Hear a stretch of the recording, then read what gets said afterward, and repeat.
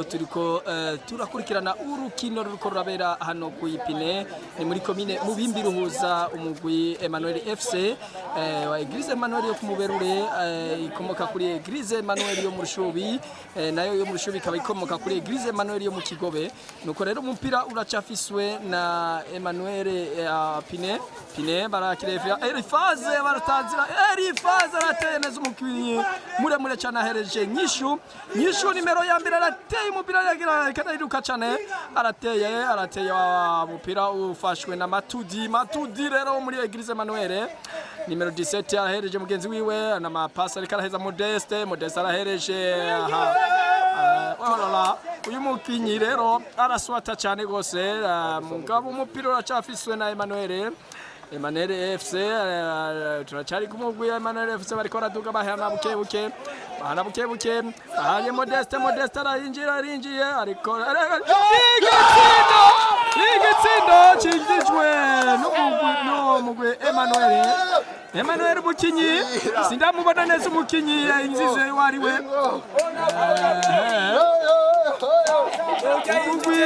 uyu umukinyi sindamubona neza amazina yiwe umukinyi sindamubona amazina yiwe ariko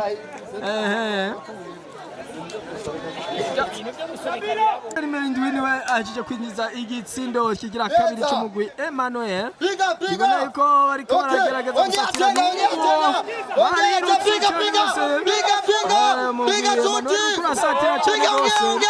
arafise umupira n'ubu barakabage office bariko cenga muri surface de réparation ariko bamwati focus muri Pine FC ati nakubonye mugwe wa Pine FC ni kimwe kuri bibiri vya Emmanuel FC mugwe urikura kinwa ni kwipine muri Province Bujumbura mupira urateye imbere basatira igori rya Emmanuel ate wapi Oscar ati jewe sindakwemerera Modeste yaduze inyuma gufata urugo ikibuga kigoye cyane gukinako ni kibuga usanga kirimo ibyatsi kirimo igaravye barateye abakinnyi ba Pine basanzwe bimenyereza kuri iki kibuga nyene Elifaze aracenze umukinnyi muremure cyane gose aracenze ariko ariruka cyane arondera nyishu ariko mu gwinoza yatije nakubonye ntumcikana hano kwere nonchikana kwere aciye mwankira atagita hanze ati rero je ndakwereke ko rero ngagira ati ndaruhuka umupira uza kwinjizwa mu kibuga gusubiza mu kibuga n'amaboko n'umugwi wa Pine FC barateye kugira ngo berekeza igori rya Emmanuel ariko rero ujya mugori wa Emmanuel ati ndagira rampage kwere sinzi kunzi binsamiriza ivyiza vy'u Burundi mu chaîne yacu mu bandanye muyikurikirana kuri YouTube na Facebook mwandika ijambo radio televiziyo Burundi bwiza mukaje muyikurikirana urukino rero rukoraba wa Eglise Emmanuel na kumuberure na Pine FC rero gukobera abakinyi rero n'abakinyi bakomeye cyane batanga ikosi ariko rero uyu mukinyi wo muri nuzanye muri Pine araharira cyane gose nyumukinyi yambaye nimero 10 Edouard Damter nimero 10 banaka yuko ashavura gose imbere ariko Emmanuel ati twakubona barahereje cyane uyu mukinyi ararekipera cyane mugabo umupira rero agoye aragira rekipera solution Matudi ariko baramwangiye très bien centre nziza ariko Elifaze arakuye neza cyane umupira ufise na focus ariko arakontorora ikibuga ahereje mugenzi wiwe nyishu yarikinjije igitsino cya mbere ariko aracenza ariko bamuteranye n'umupira batse kumuterana n'umupira amakosa 3 yabagaye ariko Elifaze arasuye kutora Elifaze ahereje mugenzi wiwe Modeste arafashe umupira Elifaze aracakontorora uru rukino rero gatatangaza abantu benshi kandi abantu benshi urabona ko bakunda umupira nk'ako kumine ya Mubimbi ku kibuga kibuga ubona ko kigoye gukinira wanashaka n'impande z'ikibuga ntunazibona neza ariko usanga bari n'amagoro usanga n'amafira ariko murumva yuko umupira ari kibuza kukinwa neza cyane gose cyane. Emmanuel FC mu Berure aha rero ni mu ntara ya Bujumbura mu kibuga ni Ipine FC ni kibuga ni kwipine ahantu bita mu Gasozo benshi bakunda kucaho imihwi bakagura amavuta bakagura ibibenye bakagura uburobe akabijya muri Bujumbura ni ibintu bidasanzwe cyane gose mu ntara ya Bujumbura ufashe ibarabara ry'igihugu nimero ya mbere barateye rero corner ariko mugwi Pine FC ati twabonye ntituguru kwemerera Burundi muri kamera dukurikirana mudukurikirana kuri 92 kuri FM mu gisagara ca Bujumbura n'imitumba ihanamiye igisagara ca Bujumbura hamwe n'uyo murongo wo kuri chaîne yacu ya Facebook na YouTube mushobora kudukurikirana ukibiriraho cyane mukadukurikirana muriko muraba amakuru agezweho tuguma tubashikiriraho mushishikara mugira s'abonner subscribe murebe commentaire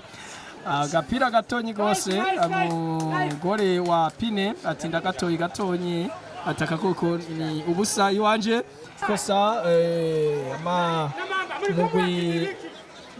Elifaze bamugiriye ikosa gaturabe gatonyi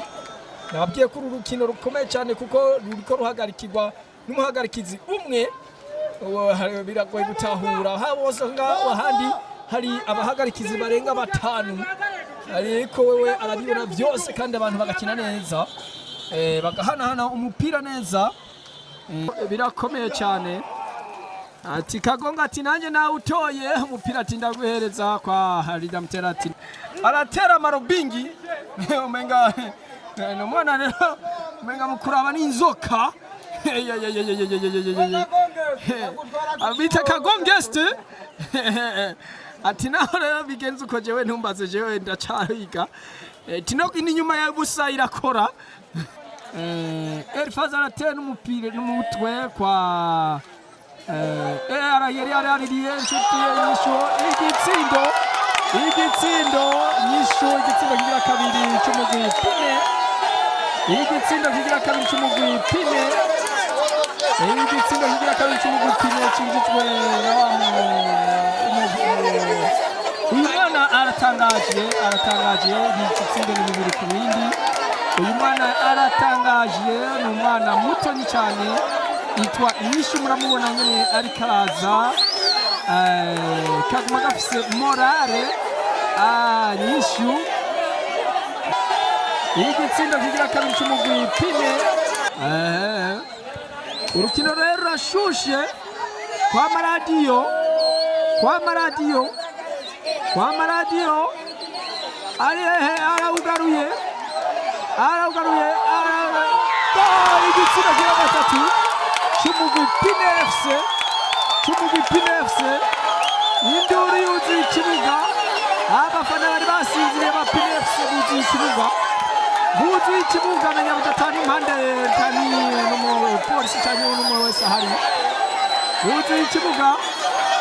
maradiyo rero akaba yinjije igitsindo kigira gatatu cy'umugwi Pine FC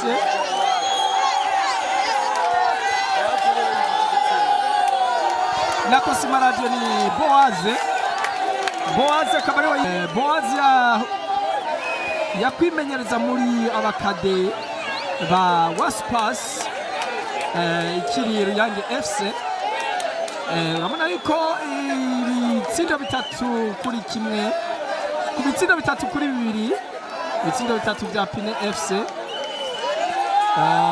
urukino rurarangiye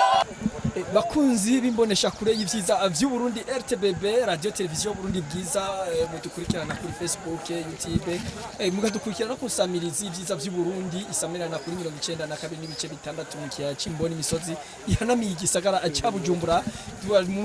twadojeje gukurikirana urukino rwahuza Eglise Emmanuel aha ndabona abajejwe igwaruka bo muri Eglise Emmanuel yo kumuberure aha mu buryo bwanje hakaba ariho abajejwe ekipe novuga Pine FC tukaba turi muri commune Mubimbi mpere kuri abari muri Eglise Emmanuel ikibazo ni kimwe gusa mbega uru rukino mwagwakiriye gute ikindi kintu kiza kuja ko mbega inkino kivandimwe mubona zokomezwa canke muzakira gute kugira ngo n'abadukurikirana nimba ayandi ma equipe canke hari abandi bashobora gukora nk'ibintu mwakoze none wewe urukino twarangije ari bitatu by'umugwi Pine FC kuri bibiri vy'umugwi wa Emmanuel Eglise Emmanuel Muberure mwavyakiriye gute mwe muri Eglise ko zagenze izi nkino za kivandimwe je navyakiriye neza cyane kandi wari umukino umeze neza mbonerwaho no kumva no bashimira bose muri rusange byari bimeze neza cyane kandi zino nkino no kwifuza ko zobandanya zigakomera yego twagwakiriye neza yari ekipe yari imaze igihe itaboneka cyane itagaragara ku rubuga rero kuba yashoboye kuzana intsinzi no munsi turabona ko dushobora kubandanya tugerageza kandi tukazoshobora gushika kure twabyishimiye rwose duhaye intege namwe mugenzi wanyu uko muvyumva ubyumva ko nyene musanzwe nkuko umutekano wacu abivuze wari umaze igihe naho bivuze ngo wari waramamaye urazwi cyane muri komine Mubimbi ndetse no muri federation ariko gushika n'umwanya w'isaha hari haheze igihe kirekire kitaboneka kuba rero habonetse umusaruro twishimira cyane turabona ko kumbure tukiriho benshi bari bazi hariho benshi bari batigiye ngaha bamwe mbirengera sinzi sawa turabyishimiye cyane twizera ko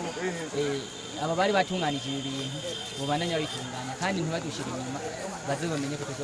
turiho kandi nongere ngirwa ko ndabibutsa yuko dufise igikorane kidasanzwe cyane kizotangura ku munsi wa gatanu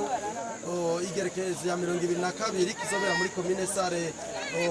kuri lycée communale kizotangura isaha 8 ku munsi wa gatanu no ku munsi wa gatandatu isaha 8 ku munsi wa Mungu isaha 3 boba hamwe natwe byo byiza aho mu micungara yo ngaha kugira ngo dusange imigisha y'Imana hamwe n'urukino turakora n'ibindi bakoze cyane murakoze cyane mwese tubashimire radio televiziyo Burundi bwizira bashimiye namwe abafanzi bacu abakurikizi ababaza mudukurikira kuri 92.6 hamwe namwe mudukurikira muciye kuri iyi chaîne ya YouTube na Facebook mwese turabashimiye cyane kuko mwateramanye natu naho butaha Radio televiziyo RTBB ni byiza by'Uburundi bwiza